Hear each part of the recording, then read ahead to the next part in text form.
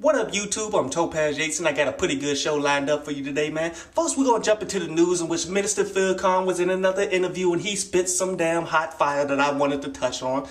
Then we're gonna jump into this review for this OT Genasis featuring Lil Wayne.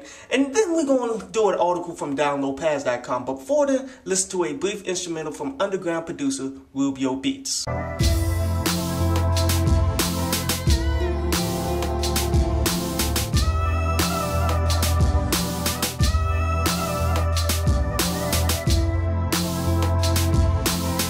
So Minister Farrakhan came out and said that these 360 deals that rappers and such are signing, man, it is the equivalent to sharecropping. And you know, I never thought of it in that direction, man, in that light, but yet it's very difficult to argue with that logic, man, on how sharecropping, you pretty much building up the groundwork of this land and shit that you don't own and you're not getting any damn money from it, pretty much. But anyway, on to today's reply. Today's reply is to that OT Genasis Do It featuring Lil Wayne and such. And you know what this is all about as soon as you hear the Usher sample and such, dude. This is a straight up chick track all the way. And I'm not going to deny it had some humorous moments in there, especially with Lil Wayne's verse and such, man, when he's talking about how the chick fell off the pole and shit and he signed her cast. Not a great punchline by no means, but still one that made me laugh a little bit. And keep in mind, this is not going to be limited just to this track, because this whole next project from OT Genasis, which he's entitling Rhythm and Bricks, he's calling it a ladies record, man, in which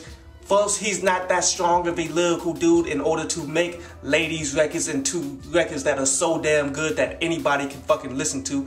Lyrically, he really doesn't have that, you dig? He may be able to kick out some solid songs here, but the writing is on the wall that this next project from OT Genasis is not going to be that good, especially seeing as though I didn't even like Coco all like that. Honestly, I think this is really worth one listen to hear Lil Wayne's verse, but that's pretty much it. But anyway, on to today's article from downloadpass.com, and today's article was about could be good, because I get this argument a bunch from underground rappers and such that are frustrated that I've been critical about their music and such. They be like, man, how could you say that I'm not that good, man? I could be good, you don't know everything type shit. They're pretty much trying to say there's somebody out there that's gonna like my damn music. And see, here's the thing. The game is based on a damn opinion and such, man. And I have come across a ton of people who've been dick riding terrible MCs all their fucking lives. But here's the raw fucking facts, man. The people who are good,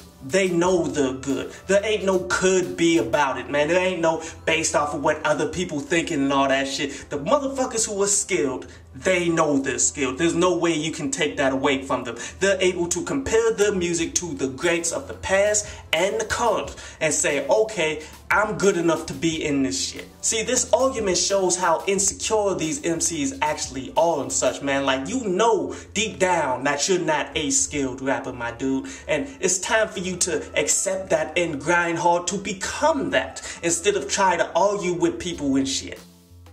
I hope you enjoyed the show. You can follow me at Twitter up there, and you can go to downloadpass.com, that's down there, to read today's article.